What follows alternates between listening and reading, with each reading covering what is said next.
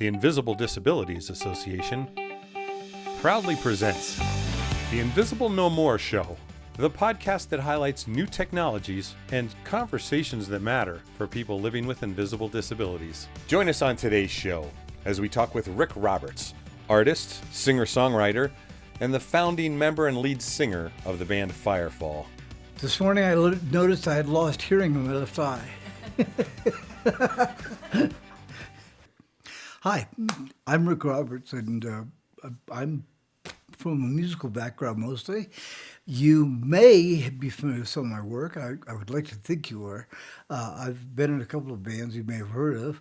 The Flying Burrito Brothers was my first band, way back 1970, 71. I joined them. And then after that band broke up and I'd made a couple of solo albums, I ended up forming a band called Firefall. And we were around through most of the 70s and into the 80s. Actually, the band is still around. They're still doing mostly my songs. But I left the band in 1981, I guess, and rejoined for a while in the late 80s, 88 through 92. Then I met the woman I had always dreamed of, which coincidentally I'd written a song about, but didn't meet her until much later. But nonetheless, I met her, and we ended up getting married, and it seemed like a good time to at least take a hiatus. So after that, that's when my invisible disability came into play. You know, I got married in 1993 and decided, as I said, to step back for a while. And I did that for about 8 or 10 years before I started getting really restless again. And so in the early part of the 2000 decade, I started making plans to go out. But then fate stepped in. And one morning I came out of my bedroom and we had 2 puppies. And as puppies will, they like to chew on pens. So they had chewed up a pen, got an ink on our carpet. And until we could get the rug cleaners in, we put a little throw rug down over the ink to hide the stain for the time being.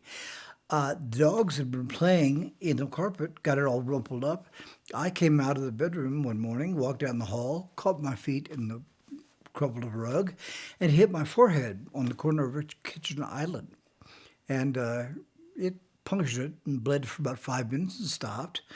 And since I've cracked my head open a lot of times in my youth, I've kind of lost count of how many, but nonetheless, there were a number of times. And I didn't think too much about it. It stopped bleeding after 5 minutes and no big deal. Anyway, after about a week, my wife, Mary, and I were sitting in the living room, and she said, Rick, that blood blister, because it had formed a little blood blister, that blood blister just popped. I said, really? And I put my head on the forehead. It came away with blood. And I thought, I said, okay. So I said, I'm going to go lay down on the holy floor and let gravity do its work. But it would not stop bleeding. Now, Mary was immediately saying, we've got to get you to the hospital. I'm going, nah, it's nothing. So fast forward 2 hours of this, and finally, Mary said, well, if you don't go to the hospital right now, you don't come with me, I'm calling the paramedics, and we're going to take you whether you like it or not. This is your 2-minute warning. So I said, all right, I'll go, but it's nothing. You'll see it's nothing. So we went to the hospital, and they took an EEG. After they had stopped bleeding finally by astringent and all that. And the doctor came back after a few minutes. He said, it's not nothing. I said, what do you mean? He said, you have a subdural hematoma, brain hemorrhage or cranial bleed. He said, and you're going to lose your ability to walk. And I said, no, this happened a week ago. I'm walking fine. He said, no, you're going to lose your ability to walk. I said, well, when? He said, well, I can't say exactly, but soon. And I went, yeah, right. So, yeah, and I'm sure I'm not the only one who's dealt with overprotective doctors. So I went home and thought nothing more about it. And about a month went by, but I was cruising. Everything's cool. One day I got out of bed, my legs folded, and I could not get up. And I lay there for a second and went, those pass, no big deal. After 5 minutes, I yelled, Mary, who was already in the kitchen, and she came in and I said, I can't get up. And should I call the doctor? I said, nah, it'll pass. And for a while, I thought maybe it was psychosomatic, just because the doctor said you got to lose your ability. So, I did, but it didn't stop. And I dragged myself around. First of all, I was crawling around the house, but then my knees got very chapped. And so I changed my strategy and started scooting around myself on my butt, which was really interesting to go up and down stairs because I'd take it one step at a time in a sitting position. And, my questions were, why did it take so long? That's one. And two, why only my legs? And it was a mystery, but it was still very difficult to come to terms with, get my head around, as I say, the fact that it wasn't just psychosomatic or passing thing. This is what was happening. And it actually took me nearly a year and a half to finally get into physical therapy. I toyed with it once or twice, but one thing or the first of all, I went in and I still mentally wasn't comfortable with it or I hadn't acquiesced to the fact that this is what it is. And so when I was faced with all this paperwork and things that seemed to have no bearing on that problem, I went, I walked out, went home, took another couple of months, and then started something else again. And along the way, there was a point where I got actually as far as the therapy starting, but they assigned me a woman therapist. And with the situation where I couldn't walk at all, by the way, I forgot to mention, after a week or so of this happening, way back earlier, Mary took it upon herself to give me a wheelchair, which helped a lot, but no more butt blisters and things like that. But nonetheless, I got started. But due to the actual fact that I hadn't been using my legs, had been doing everything with my upper body for nearly a year at that point, having a woman therapist wouldn't work because I needed someone who was physically able to lift me out of the chair and things like that. So stopped again, but this time without a real bad taste in my mouth about it. So we got pretty much right back to it. Mary talked to the hospital and said, can we get a male therapist, someone who can do this stuff? So they assigned me a guy. Helmut Tingstead was his name, and he was a wonder. And it took me about 4 years to get my walking back. They told me at the beginning it would be maybe 50-50 that I'd be able to regain my use of my legs. But it was a matter of sticking with it. You wrote a book. Why don't you tell me a little bit about that and why and kind of what's in it so we can just kind of push. I think that then leads into what advice might you have? You know what I mean? Okay. So, yeah. So, well, with my book, actually, I hit the left side of my forehead, which meant my right side was more affected. And chief among those things, besides my walking ability, was my ability to strum on my guitar. I could still chord fine, but my strumming hand it was a very adversarial relationship. I'd say, okay, I'll do this. But I don't say, you talking to me, sucker? It's just like there was no command response correlation. So I couldn't play. And as a songwriter, which I've been doing that throughout my career, my creative energy builds up in something. And without that outlet of being able to play, I had to find another outlet. And for a number of years, people had been asking me to write my autobiography. And I'd been saying, there's a lot of autobiography. Yeah, but you got such great stories. Yeah, but a lot of musicians have stories. And that is all true stuff. One night, a guy overheard me saying that, highly respected friend of mine, and he came over and threw his arm around my shoulder. He's younger than I am, but he said, son, he said, I heard your conversation. You're right. There are a lot of guys out there. They do have a lot of stories. I've heard your stories. They're really good, but But he said, you got something to talk about that most of them can't talk about. You have your injury and your recovery, and coincidentally, and as I talk about in my book, you also have your recovery from alcoholism. And so you have some things to say that might help people besides just entertaining them. And I thought, well, maybe I better do this. So I started channeling my creative energy into writing my memoir. And when I did, I sent it to a literary agent who had been waiting for it for a year. And I didn't hear anything back for about 4 days. So I wrote her a note saying, Sarah, did you get my manuscript? And she wrote back, I did, Rick. And I just got ready to print it. And it's 200,000 words. And a memoir is supposed to be about 100,000 words. So I can't read it because I'll never be able to sell it. And if I'd been on top of my game, I'm sure I would have answered back with something like, well, maybe I just had twice as much story to tell, But I wasn't, so I didn't.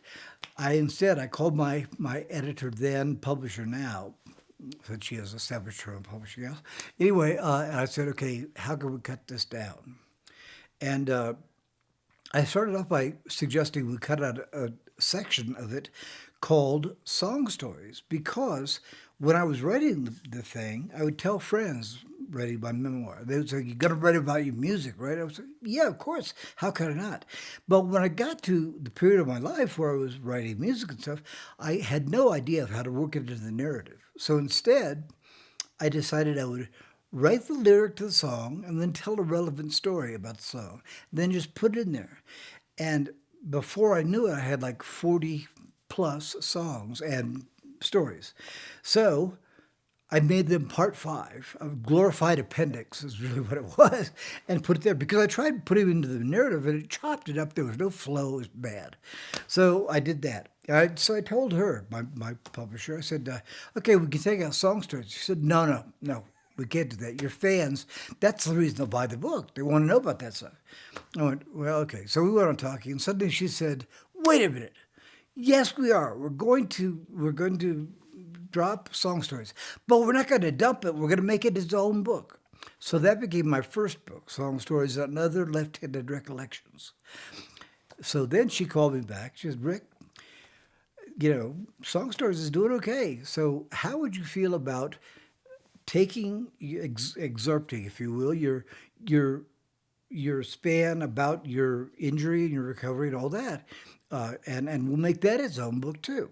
So I said, sure. So I fleshed it out, made it a full book, and that was called Lame Brain. That is called Lame Brain.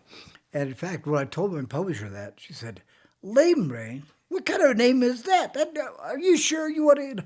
And she said, let me think about that. About 3 hours later, she said, that's a great title because it's true. I mean, I was a lamed brain. So it made sense. But nonetheless, it's, the book, it does. It concurrently, or no, concurrently, yes, that's the right word.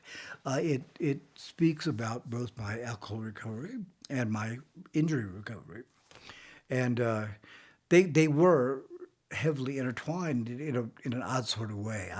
I'm not going to try to define that because it wasn't anything direct that makes sense to anywhere but inside my own mind. So I've written that, and so far it's gotten. I'm really, this is bragging, but I'm really happy. It's gotten a bunch of Amazon reviews, and without any exceptions, every single one of the reviews has been 5-star out of 5 possible stars. So I'm very pleased about that. And a couple of guys have told me that they've taken it upon themselves to buy multiple copies and distribute them to hospitals around the area to put it in their library. One guy said, I am determined to get this to every hospital library I can because it should be there. And he said, I also bought a copy for my brother who had a terrible brain injury and not to be confused with TBI, traumatic brain injury, but nonetheless, he said, I got it for him and he's read it. And he said, it's really been a help, a benefit to him. So I'm really pleased with it. And I'm hoping to go out and speak behind that too, and kind of, not just promote the book, but use the book to offer whatever assistance it might. And it is not by any stretch a game plan for recovery from TBI because there is no game plan for that, obviously. And I'm very lucky because I have discovered that the overwhelming percentage of people who suffer TBIs, traumatic brain injuries, don't have a full recovery or anywhere near a full recovery. And mine is more than I could ever have hoped for or asked for. And as I said, with my playing, I've had to simplify some of my songs. I'm back on the road again with the other main songwriter from Firefall, named Larry Burnett, and we're doing a duo with some backing musicians. And I've discovered that I can really only play about half of the 200 plus songs I've written. Some of my best known material I can't play because the rhythmic structure is too complex for my still reluctant right hand to do. But nonetheless, I have, in the process of time, I've simplified some of my songs to where I can play them. And that's good. But my playing, I was never going to cause Eric Clapton any sleepless nights anyway. But there are things that I could do that I can no longer do, and I don't think I will be able to do them again. And as I said, my balance is serviceable, but it's not. I wouldn't go wire walking or anything like that or attempt it. And I can't run. That's the only thing that pisses me off, because it just doesn't. It's a weird thing. I had to learn how to walk again. I mean, like an infant learns. I had to. It's not like rechanneling and oh, that's how I remember now. It wasn't like that. It was like a 1-year-old learning from scratch how to walk. I know that you know, of course, Jess, that I was awarded the Perseverance Award a while back here, a couple months ago, a month, whatever. My time. Anyway, as you get older, time goes faster. There's no question about it, And for anyone who has not heard the old axiom or whatever it is, life is like a roll of toilet paper. The closer you get to the end, the faster it goes. And it's true. I mean, But nonetheless, a while back, I was awarded the Perseverance Award, and I was very surprised, gratified, and puzzled by that, because it didn't feel like I was persevering. I was just going out each day to take care of what I needed to do, to get, hopefully, to where I wanted to go. Okay, let's see.